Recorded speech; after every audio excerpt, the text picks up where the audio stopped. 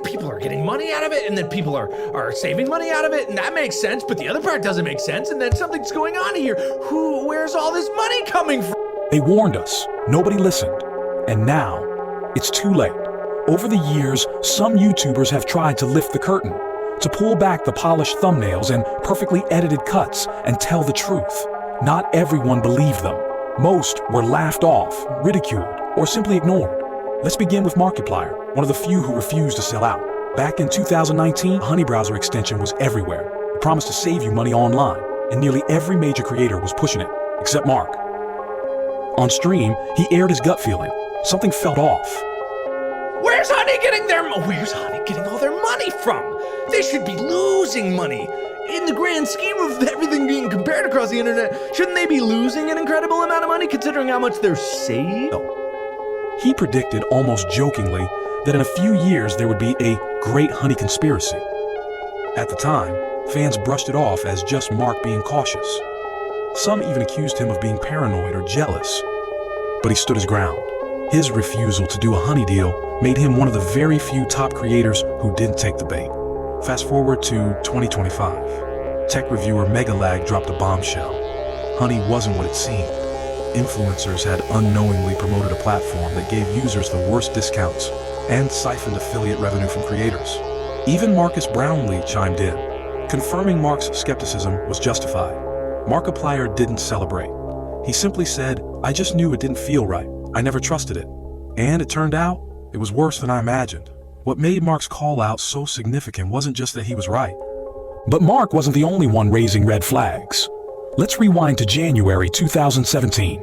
PewDiePie, then the undisputed king of YouTube, came across an article claiming a 5-year-old named Ryan was on track to dethrone him. That 5-year-old?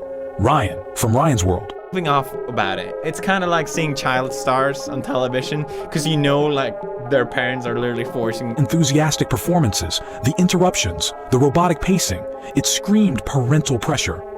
He noticed another strange detail. Videos with millions of views and suspiciously low engagement. These aren't real views, he said. These aren't real people. PewDiePie even parodied the situation in a satirical skit, highlighting the way parents turn their kids into marketing tools. Can you do it with more energy? more energy. Yeah, hey, here's a Red Bull, okay? Mommy needs some dollars, so you need to look happy. But in the years that followed, Ryan's channel became the subject of public scrutiny. Allegations surfaced about exploitation, manipulation, and shady advertising tactics targeted at kids.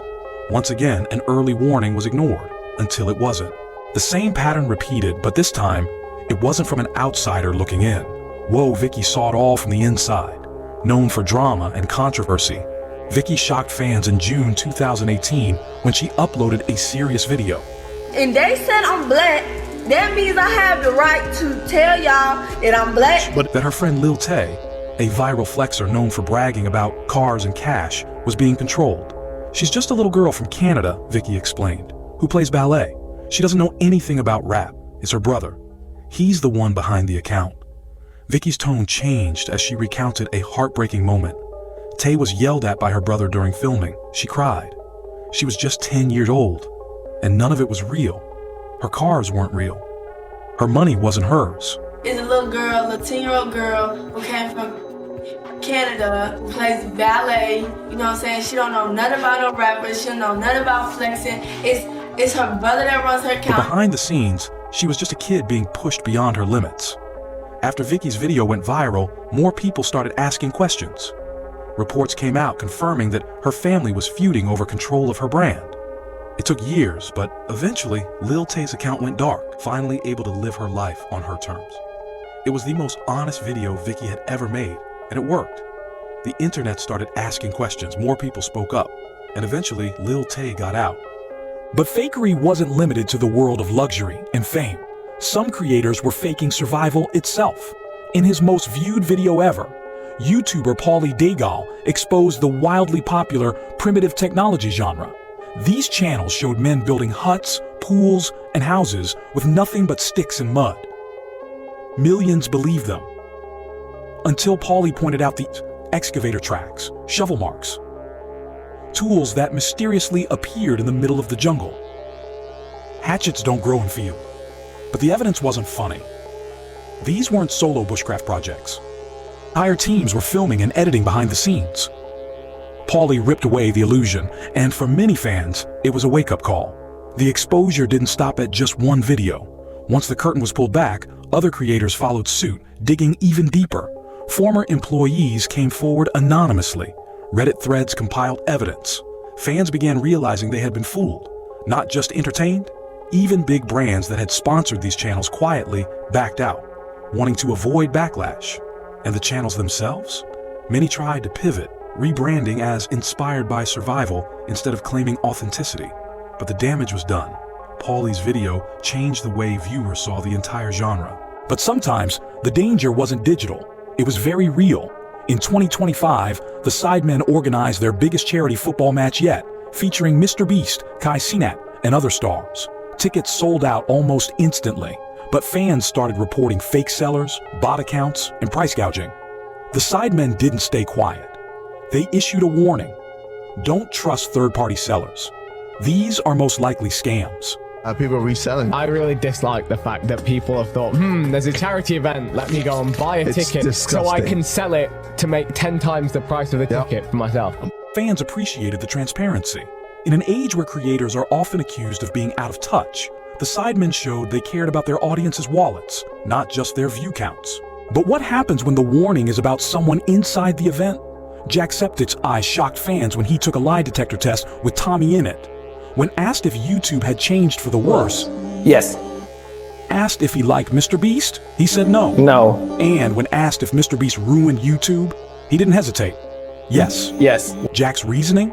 YouTube had become more about money, views, and dominance than community or creativity. His answer went viral. Fans argued.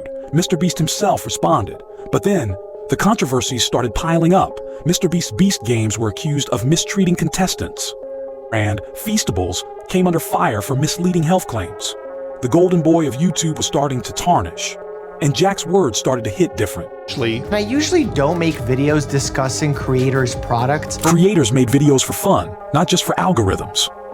His honesty resonated with longtime fans, even as newer viewers rushed to defend Mr. Beast. But he wasn't alone. British creator Chris Broad issued a quieter, more calculated warning. He questioned why Mr. Beast, praised for his smarts, would partner with someone like Logan Paul. It doesn't make sense, he said. You have to ask, what message does that send? Logan Paul had a long history of scandal, and by teaming up, Mr. Beast sent an unspoken message. Money talks louder than morals. Chris didn't rant, he didn't insult.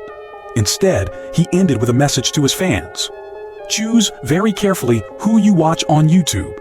It was subtle, but powerful. My message this Christmas is simple. Choose very carefully who you watch on YouTube. A lot with unimaginable reach don't have a good moral compass to guide them, then we all lose for it, particularly the next generation growing up watching this. Chris went even further in follow-up podcasts, discussing the moral responsibility of mega creators. With audiences in the tens of millions, their choices ripple far beyond their channels. And when they co-sign controversy, it normalizes it for an entire generation.